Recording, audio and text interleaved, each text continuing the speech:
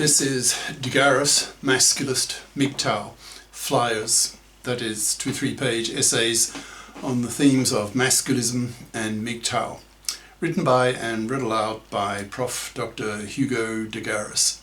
This is flyer number 652, entitled Monoconscious Feminism as Outmoded. Description. Women are herd animals who follow conformist fashion trends a lot more readily than men. So masculists can use this female trend to apply moral pressure on women to learn more masculism so that they become biconscious and hence become a lot nicer for men to be with, and to increase the likelihood that a monoconscious feminist can keep, in capital letters, her boyfriend. In the form of a slogan that masculists can hurl at monoconscious feminists, quote, "Learn biconsciousness or be rejected by your sisters." The flyer itself. Monoconscious Feminism as Outmoded by Prof. Dr. Hugo de Garis. Email profhugodegaris@yahoo.com. Website profhugodegaris.wordpress.com. Females are herd animals, fearful of sticking their necks out as individualists, far preferring to go with the flow with other females, thus feeling safer and accepted. This tendency of women makes evolutionary psychological sense. In the distant past, if a woman lost the support of her man, who became sick or was injured or killed, then who would provide her with male-hunted meat? As a human female, she was stuck at home, looking after helpless infants, who of necessity had to be born prematurely before the baby's brain grew a lot larger, thus making it impossible to pass through the mother's birth canal. There was a limit to the width of this birth canal, since the wider it became, the greater were the stresses on the hip bone, and hence a greater likelihood of it fracturing. A hip bone fracture in those days was fatal, so evolution found a way around this problem, which was to have the baby be born prematurely, so that the baby's head was still small enough to pass through the birth canal. But a premature baby was useless. It could not walk, it could not feed itself, it could not explore its world immediately after birth, the way babies of many other species could. Thus women became stuck at home, looking after useless human infants, thus pushing the males of the group to be the hunters, making women dependent on men for the supply of meat of rich protein that kept the group or tribe alive. Those women who evolved to have more days per month of being in sexual heat were more able to bribe men with sex in order to extract resources from men for themselves and their babies. Thus women evolved to be prostitutes to men, to be better able to bribe men with sex to extract male-hunted meat. But what happened if a prostituting woman lost her man, the man who provided her with meat? Did she starve? A woman who lost her man still had a plan B, and that was due to the fact that she lived in a group, a tribe, so she could fall back on the generosity of other women who could take pity on her for losing her man, her provider, her meat giver, and share with her some of the meat that these more fortunate women had, who did have male meat providers. But this would only be possible if the woman who lost her man, her meat provider, the man she gave her vagina to in exchange, was sufficiently liked by the other women in her group to be willing to share some of their scarce meat with her, especially in times of starvation, when sharing their meat with her would have been very costly, with a risk that future meat might not be forthcoming, so that the other women and their babies might be threatened themselves with future starvation. Thus it seems plausible in the above evolutionary scenario that women evolved to pay particular attention to being acceptable and liked by other women, in order to increase the odds of these women being able to obtain scarce male-hunted meat from other women if her male meat provider stopped giving her his meat for whatever reason, sickness, injury, death, etc. Thus, women evolved to be particularly attentive to being popular or not being unpopular with other women for survival reasons. In today's world, this female tendency to desire to be popular and accepted by other women is manifested, for example, by female fashion. Look at the pink pussy hats worn by feminists in recent feminist demonstrations.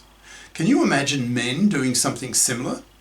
Look at women's hairstyles or women's dress lengths, etc. Fashion houses rely on women's conformist pressure to sell their new creations. Fashion houses aim to profit by convincing women that they have to buy the newest fashion, or they'll risk being rejected by the fashion-following women who are ahead of them in picking up on the latest fashion. This fashion-following tendency of women can be used to good effect by masculists, biconscious masculists, as a tool, as a means to persuade women, that is monoconscious feminists, to learn more masculism. One of the main political aims of the masculists, biconscious masculists, is to teach women, monoconscious feminists, that gender oppression is very much a two-way street, and that in fact women oppress men far worse with their many horrible, decades-lasting gender crimes against men.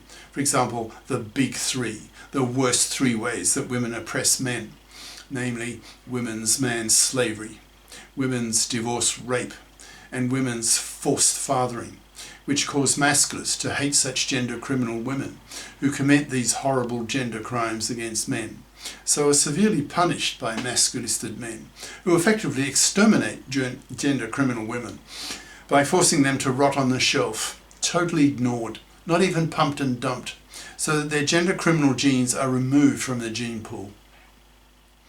Masculists certainly want women, particularly monoconscious feminists, which is most women, to learn some masculism, so that they become biconscious, and hence lose their monoconscious feminazi bitchiness against men. Masculists see monoconscious feminism as a deeply misandrist, genocentric ideology that preaches to women and to society that gender oppression is a one-way street, that men are the oppressors and women are the oppressed.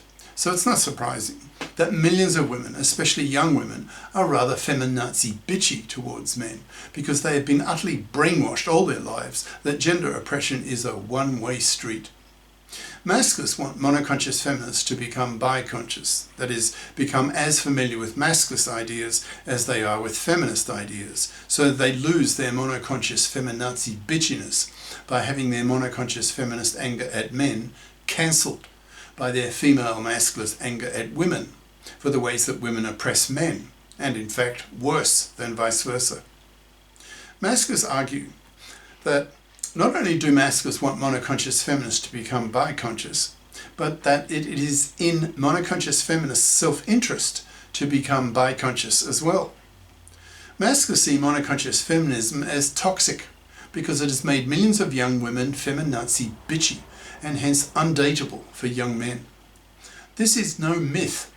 According to a reputable polling company, Pew Research Center in the US today, over 60% of young men between 18 and 30 now refuse to even date women, let alone marrying them and giving them their sperm.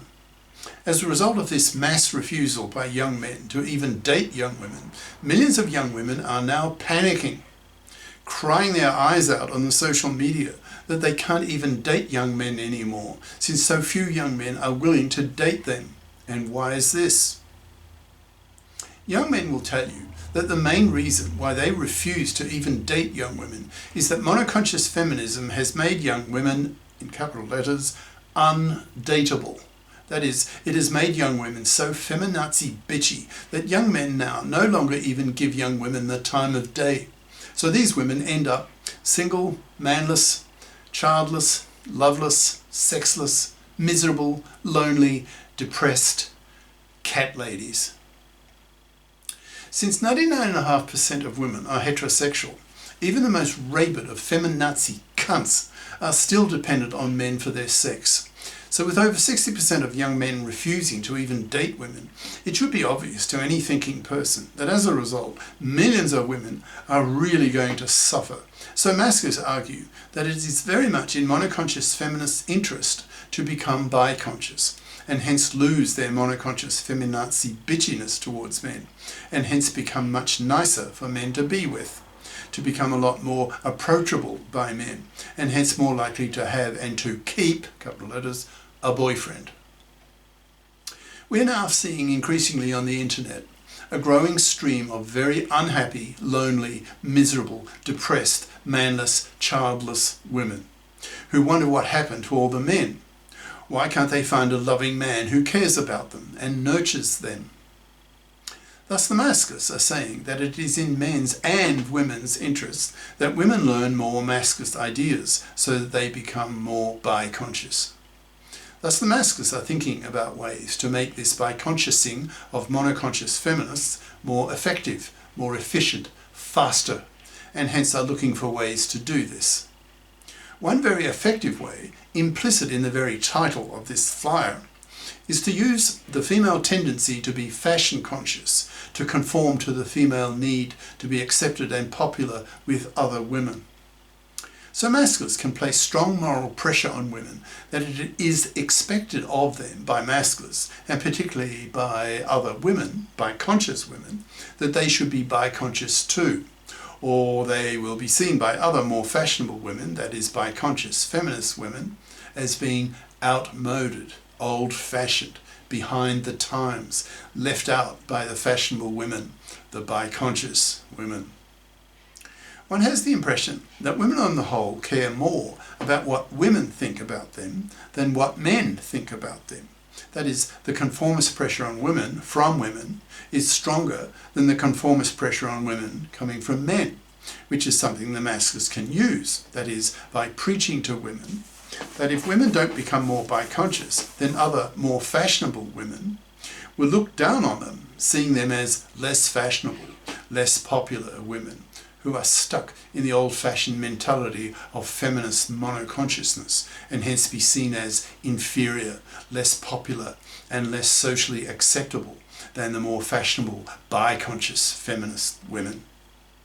So masculists need to attack monoconscious feminists using this strategy, that is, yelling at monoconscious feminists that if they don't become more biconscious, that is, learn masculist ideas, then they will risk being seen as being outmoded, old-fashioned, less socially acceptable by the more fashionable, more progressive, more biconscious of feminists.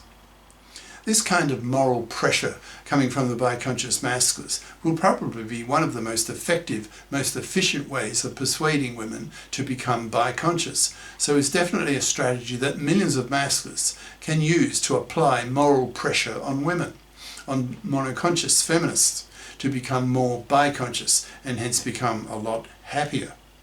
Masculists need to get into the habit of saying to monoconscious feminists that the longer they remain monoconscious, the more likely they are to lose their boyfriends once these boyfriends become biconscious themselves. But worse for women, the more likely they are to be seen by their female colleagues as being outmoded, as being unfashionable, and hence be socially rejected, which was something that struck fear into women in the ancient past. Since a woman who could no longer depend on the moral and protein support of other women, and who did not have a man to hunt for her and for her babies, often meant death for her. In the form of a slogan, masculists can tell monoconscious feminists, quote, "Learn biconsciousness or be rejected by your sisters," end quote. Cheers. Prof. Dr. Hugo de Garis. Email profhugodegaris@yahoo.com. Website profhugodegaris.wordpress.com. In brackets, click on the Masculist tab for 650 plus Masculist essays and their videos. See also a London Reel interview on Masculism at AI will kill 1 billion people, do we create our exterminators, ? Professor Hugo de Garis, London Reel, in brackets. See the last half hour of this 2-hour interview for the Masculist segment. These flyers are available in text and video formats on Minds, BitChute, Odyssey, MGTOW.tv and X. Ciao.